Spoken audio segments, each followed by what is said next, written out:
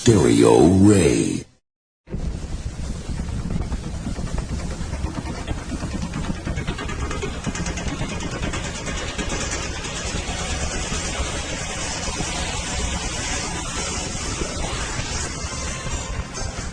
Stereo Rey, la máxima dimensión de radio, presenta Para Empezar, el primer noticiario en vivo de la FM, con Pedro Fernández con Alfredo Domínguez, muy buenos deportes y un gran equipo de reporteros. Y aquí está Para Empezar.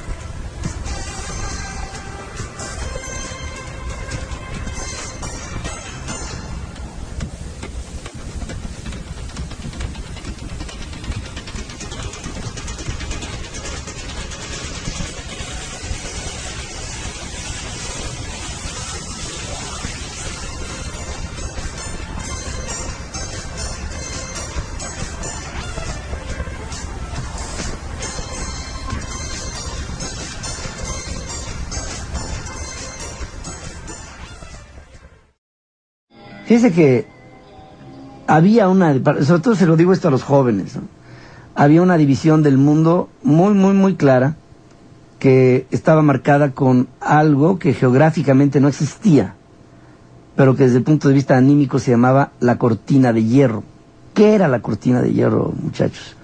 Era el mundo dividido que se marcaba entre la influencia de la Unión de Repúblicas Soviéticas Socialistas a los países de la órbita de Alemania, de Europa del Este, llámese Alemania del Este, llámese Polonia, llámese Bulgaria, llámese Rumania, llámese la antigua Checoslovaquia, todo eso, Yugoslavia, todo eso, hacia las Bálticas, Estonia, Letonia, Lituania, todo eso, ¡pum!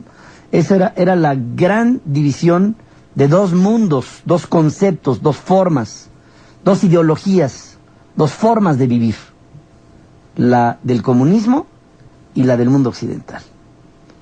Y con la promoción de la perestroika y de la glasnost, el señor Mikhail Gorbachev no solamente se llevó el repudio de su propia gente al reconocer que la Unión de Repúblicas Soviéticas Socialistas terminaba su hegemonía sobre estas partes otrora dominadas, empezó a dejar Gorbachev a todo el mundo libre. Llegó con Fidel Castro y le dijo, hasta le dio un besito y le dijo, hasta aquí te ves, viejo, yo ya no te voy a apoyar como en el pasado. Y de ahí empezaron a caer como en efecto dominó todos los líderes de todos los países de esa órbita. Nicolae Ceausescu, Erich Honecker, Wojciech Jaruzelski, todos los hombres del poder en Polonia, en Bulgaria, en Rumania, en Todor Zhivkov, toda esta gente, ¿no? Josip Broz Tito, o sea, todos empezaron a caer, y en esa caída, en esa concatenación, se creó una confederación de estados independientes, de repúblicas, que empezaron a reivindicar para sí su autonomía. Entonces, el otrora secretario de Relaciones Exteriores de la Unión Soviética, Edward Shevardnadze, se convirtió en presidente de Ucrania, por ejemplo. De Georgia, por ejemplo. O así empezaron los países empezaron a buscar sus formas de unificación. ¿En dónde se concentró el tema? En Alemania. Porque Alemania, una vez terminada la guerra, se dividió como un país castigado por los aliados que triunfaron en la guerra, y que fíjense lo que son las cosas. Otros países aliados de Alemania, como fue el caso de Japón, que no se dividió, y como el caso de Italia, que tampoco, lo que se conoció como los países del eje, esos países no se dividieron. Alemania sí se dividió, se partió en dos. Y entonces, si bien es cierto la Ostpolitik, o sea, el eterno sueño de los alemanes de volverse a unificar en un solo país, una iniciativa de Willy Brandt, ex canciller de Alemania, se cristalizó hasta siendo canciller de Alemania el señor Helmut Kohl, que era, por cierto, para ese entonces el veterano, el decano de los líderes de Europa, por la enorme cantidad de años que llevaba gobernando Alemania Occidental, enorme, 12, ¿eh?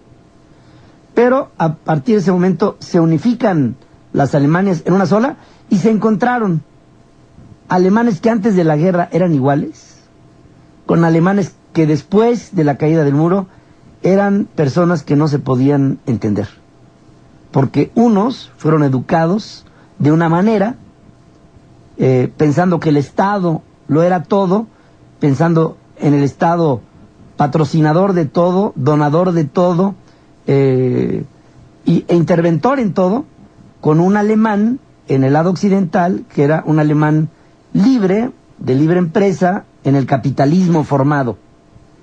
Y de repente se empezaron a identificar, empezaron a estrechar sus lazos, empezaron a dar cuenta de que la Alemania oriental estaba contaminada, obsoleta, oscura, sucia, toda dada al cuas, con un tipo de alemán falto de iniciativa, falto de inversión, falto de capital, falto de sueños, falto de todos, y un alemán occidental que llegó a meterle dinero a manos llenas a una Alemania que veía desolada y que de repente se tenían que entrelazar para llegar a un progreso común.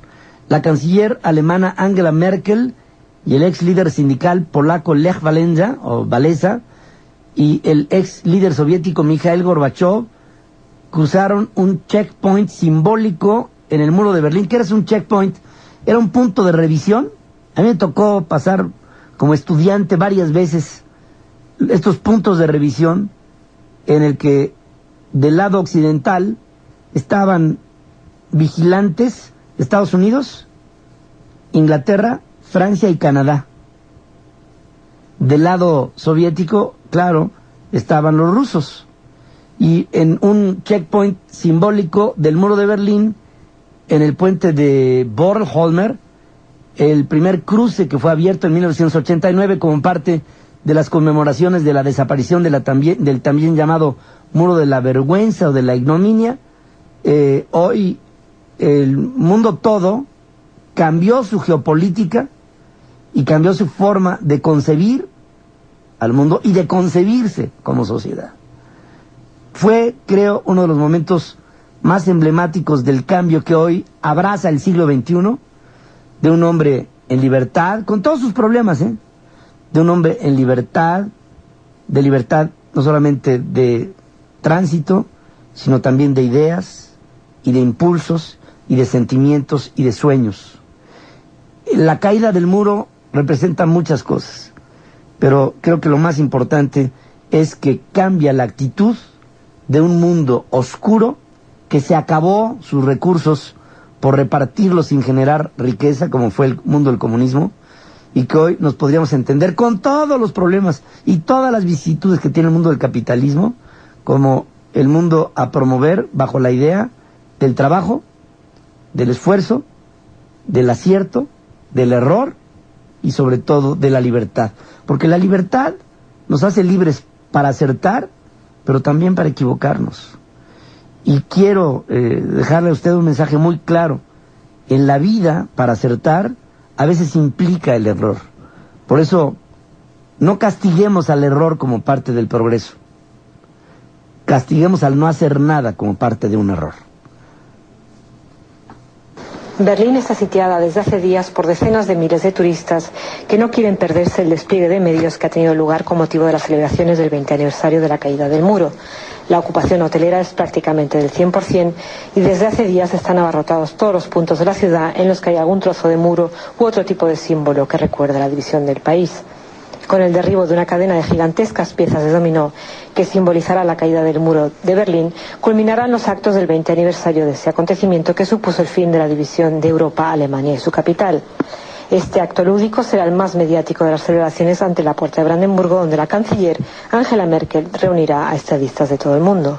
Invitados especiales serán los representantes de las 4 potencias aliadas que se repartieron Berlín al término de la Segunda Guerra Mundial.